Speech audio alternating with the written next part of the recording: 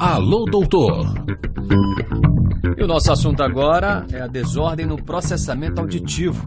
Para esclarecer esse distúrbio aos nossos ouvintes, estamos ao telefone com a doutora Cíntia Fadini, que é fonoaudióloga clínica e especialista em processamento auditivo, com experiência na área da audição e da aprendizagem. Doutora Cíntia, seja bem-vinda à Rádio Nacional da Amazônia. Boa tarde. Boa tarde, é um prazer falar com vocês. É uma rádio sempre muito acolhedora. Muito obrigada. Muito obrigado pelas palavras. Bem, doutora, inicialmente, o que é e o que ocasiona ou provoca a desordem no processo auditivo? Sim, alteração no processamento auditivo é quando a criança escuta, mas quando ela tem que entender o que ela escuta, quando ela tem que processar a informação, a criança apresenta dificuldades. São habilidades auditivas que são diagnosticadas a partir do exame do processamento auditivo. Certo. Agora, esse distúrbio afeta tão somente as crianças ou também a adultos? Nós temos o desenvolvimento das habilidades auditivas, mas nós temos também a pessoa idosa que vai perdendo as capacidades. Então, esse exame ele é comum. Na parte da alfabetização, quando a criança está iniciando a leitura e a escrita, e também aos idosos que vão tendo perda de memória, dificuldades em prestar atenção. Entendo. Quais são os sinais e sintomas da desordem do processamento auditivo, doutora?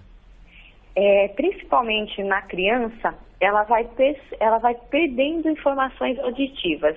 Ela está na escola, mas ela não consegue entender o que o professor fala, ela não consegue assimilar a explicação do professor, ela se cansa na presença de barulho, troca algumas letras, durante a leitura ela tem dificuldade em perceber, né, a relação da letra, do som, e essa criança ela fica mais desatenta na sala de aula.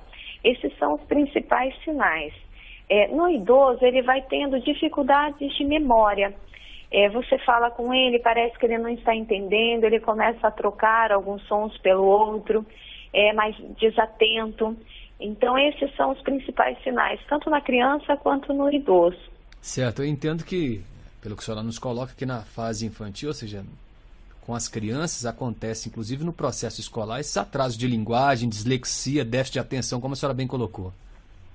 Sim, esse exame ele é muito importante quando há suspeita de dislexia, quando há suspeita de transtorno de atenção, porque ele vai dizer como a criança recebe a informação auditiva. Eu tenho paciente que, por não conseguir entender bem o que o professor fala, vai ter grandes dificuldades na aprendizagem, vai ficar mais desatento, ele não está conseguindo prestar atenção, então ele vai se movimentar mais.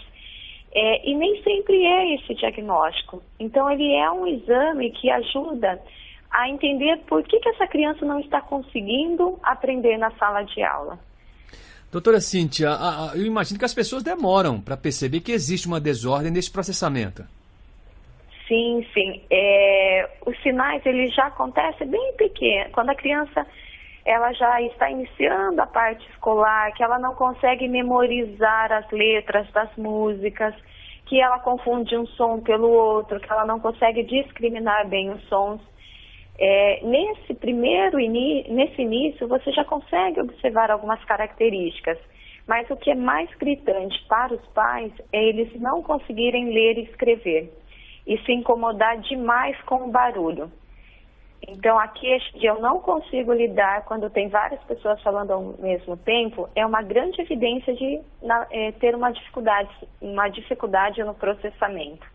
Reforçando a informação, em que momento, então, a pessoa deve recorrer a um especialista?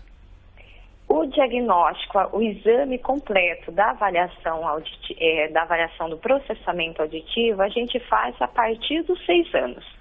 Que aí a via auditiva ela já está em desenvolvimento e eu consigo dizer se essa criança teve uma alteração na maturação desse sistema auditivo.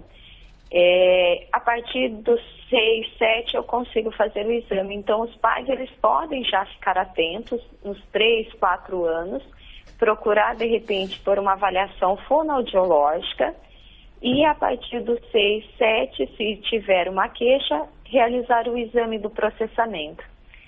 O exame seria uma própria audiometria ou não? É um exame mais específico?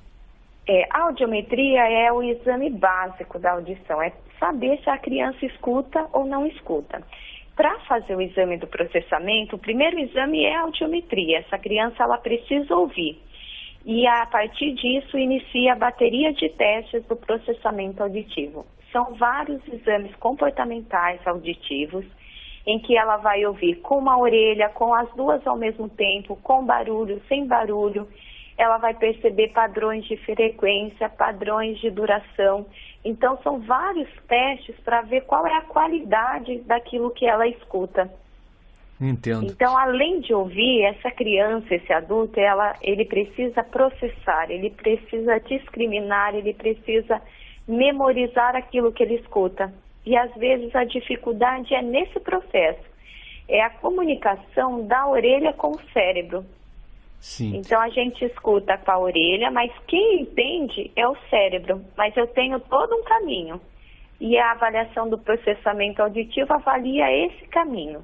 Perfeito. Doutora Cíntia, na fase adulta, essa doença ela pode ser desenvolvida a partir, digamos, de uma profissão que esse adulto exerça, que lide bastante com barulho? Ela pode, né, na presença de barulho, desencadear uma perda auditiva. Aí, em consequência disso, vai ter algumas habilidades auditivas alteradas, mas aí é secundário. A presença de barulho não vai desencadear alteração no processamento auditivo, mas desencadeia antes, que é na perda auditiva periférica, na orelha. Sim. Então, caminha junto uma dificuldade, né? Quando eu tenho uma exposição ao barulho, eu vou lesionando células que tem dentro da nossa orelha. Isso causa uma perda auditiva. Se eu não escuto bem, eu não consigo transmitir bem essa informação. Aí eu tenho uma alteração de processamento. Muito bem. A desordem, ela tem tratamento? Tem. Ou cura, no caso? Tem sim. A partir do exame do processamento auditivo, é realizado um planejamento das habilidades auditivas que estão alteradas e nós treinamos essas habilidades. Por meio da cabine, do audiômetro que nós fazemos os exames da audição, nós também treinamos o nosso ouvido a perceber o som numa orelha, na outra, as duas ao mesmo tempo. E assim ele vai conseguindo melhorar essa capacidade de processar os sons. Portanto, não é nenhum tratamento medicamentoso? Não é. Sequer Isso cirurgia? Que é um diferencial. Exatamente. É só realizar o diagnóstico correto e, a partir disso, estimular essa criança. O nosso cérebro, ele é plástico, então nós conseguimos criar novas conexões. É só realmente saber planejar adequadamente que a criança ela tenha um desenvolvimento bem satisfatório. Muito bem. É possível prevenir esse tipo de problema? Nós temos alguns desencadeadores, as otites, as inflamações nas orelhas, qualquer exposição de líquido demais na orelha pode provocar um desenvolvimento não adequado dessas habilidades. E aí isso causa o transtorno do processamento auditivo. Então, tomar muito cuidado com a primeira infância, né? Os primeiros anos da criança. Cuidado com a saúde, cuidado com a saúde auditiva,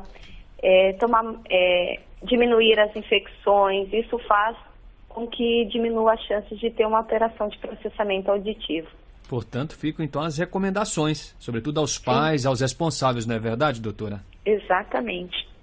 Perfeito. Olha, a gente agradece a doutora Cíntia Fadini, que é fonoaudióloga clínica e especialista em processamento auditivo com experiência na área da audição e da aprendizagem, que aceitou nosso convite, esteve conosco nessa edição do Falando Francamente, falando inclusive sobre a desordem no processamento auditivo. Doutora Cíntia, muitíssimo obrigado pela participação. Já fica o convite para numa outra ocasião estar conosco, tá bom? Eu agradeço, é sempre um prazer imenso falar com vocês. Um abraço a todos. Boa tarde. Boa tarde.